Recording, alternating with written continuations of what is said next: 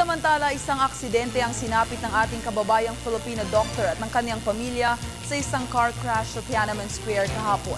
Para sa detalye, balitaan mo kami, Emil Carrion.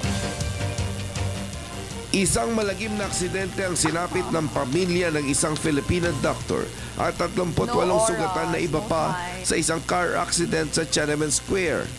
Ayon kay Foreign Affairs spokesperson Raul Hernandez, binisita ng mga kawani ng Embahada ng Pilipinas sa China ang Tong Ren Hospital. Ang iba pang miyembro ng pamilya ng nasawing Filipino doctor na nakaligtas sa naturang insidente.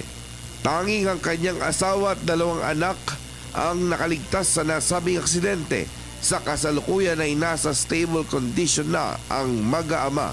Ayon kay Hernandez, bibigyan ng appropriate assistance ang mga biktima. Maging ang kanilang pagbabalik sa bansa ay tinututukan na rin ng DFA.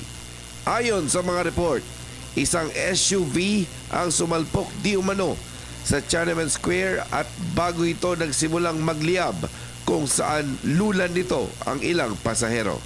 Matatandaang ang Tiananmen Square ay isa sa mga tourist attractions na matatagpuan sa nasabing lugar ay naganap ang makulay na kasaysayan ng China. Dito rin naganap ang pag-aaklas sa mga nakaraang dinastiya na namuno sa China. Sa ngayon ay patuloy na nagkipag-ugnayan ang ating embahada sa Beijing Municipal Public Security Bureau sa nasabing insidente. Para sa Telebisyon ng Bayan, ako si Emil Carrion.